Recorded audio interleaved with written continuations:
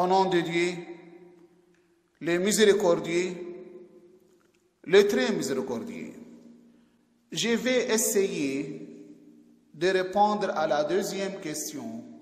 Quels sont les motifs et les raisons de la révolution de l'imam al-Hussein, paix sur lui. Chers frères et sœurs, chers jeunes, dans une lettre adressée à son frère Mohammed ibn al-Hanafiya, ainsi que dans d'autres occasions, al-Hussein, paix sur lui, évoque les raisons de son départ de Médine, de son refus du pouvoir de Yazid et de sa révolution contre lui.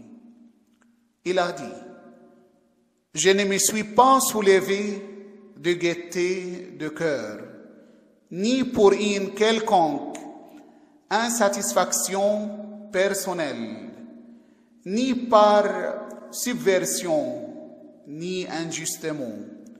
Je me suis soulevé pour réformer la nation de mon grand-père, le messager de Dieu, pour commander le bien et interdire le mal, et poursuivre les traces de mon grand-père et de mon père.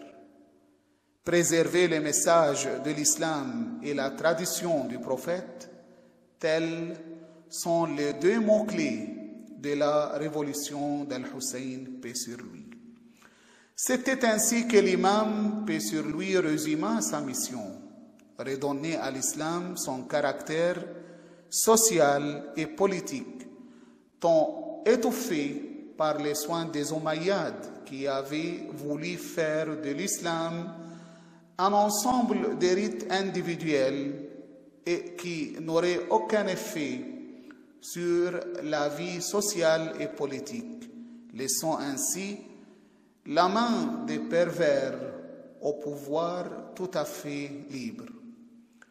Aucun élément d'ordre personnel n'entra jamais dans ses motivations.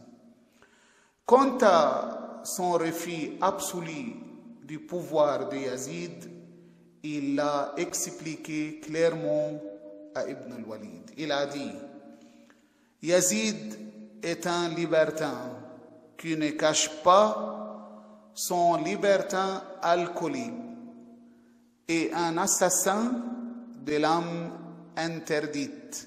Quelqu'un comme moi ne saurait prêter serment d'allégeance à qui comme lui. » Donc, Al-Hussein, paix sur lui, les petits-fils du prophète, les gardiens du message, les membres de Ahlul Bayt, paix sur eux, dont Dieu a effacé la souillure, ne pouvaient pas consentir et contribuer à la désignation de quelqu'un comme Yazid pour la direction de la nation, direction à laquelle ne doit accéder qu'un homme d'une intégrité exemplaire et possédant une connaissance profonde et parfaite des lois et des statuts de la législation. En appelant les gens à se joindre à lui dans son soulèvement, il ne leur promettait qu'une chose: le retour au message de Dieu et à la tradition du prophète, paix sur lui et sa famille.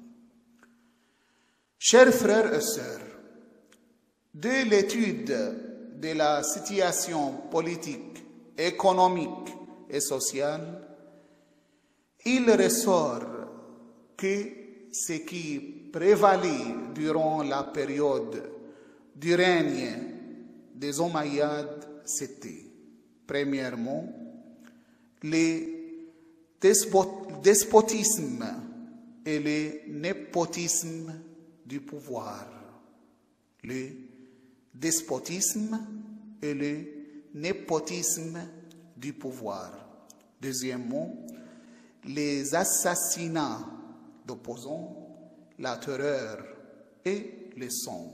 Troisièmement, la dilapidation des biens de la nation et de la naissance d'une classe de riches dans une société où prévalait la pauvreté et les besoins. Quatrièmement, la déviation dans la conduite. La déviation s'est développée dans la vie publique et les manifestations de la corruption sociale commençaient à se généraliser dans la conduite des individus et des groupes.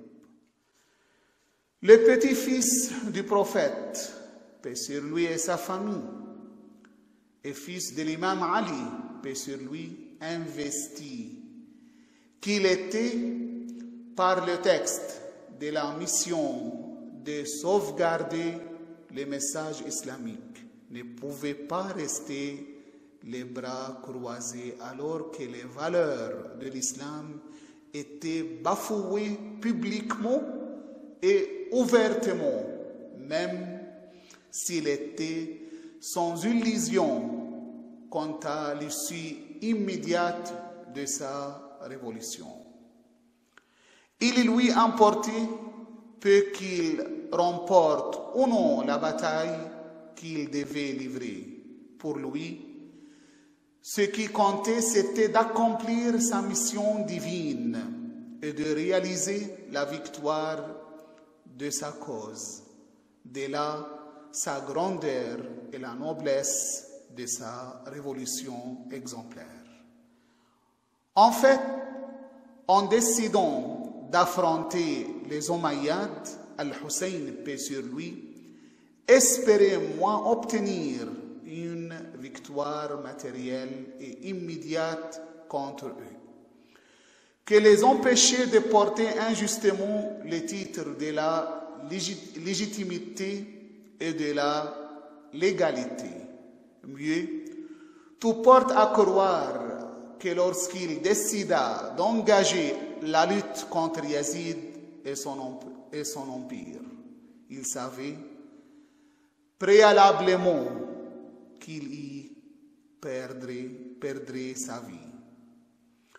Lorsque Salama, la femme du prophète, paix sur lui et sa famille, le pria d'abandonner son projet en lui disant que son grand-père, le prophète, paix sur lui et sa famille, avait prédit son assassinat dans les combats qui l'attendaient. Il ne dit pas autre chose. Oui, mère, je sais que je serai tué. Oui, mère, je sais que je serai tué. Pour résumer, chers frères et sœurs, la révolution de l'imam al-Hussein, que la paix soit sur lui, fut une révolution du bien contre le mal, une révolution de la justice contre l'injustice, une révolution de la droiture contre la déviation. Que la paix d'Allah soit sur Al-Hussein, sur Ali ibn al-Hussein, sur Abu al-Fadl al-Abbas, sur les enfants d'Al-Hussein et sur les fervents compagnons d'Al-Hussein qui ont sacrifié leur vie afin de défendre la cause d'Al-Hussein, paix sur lui. Louange à Dieu, Seigneur de l'univers.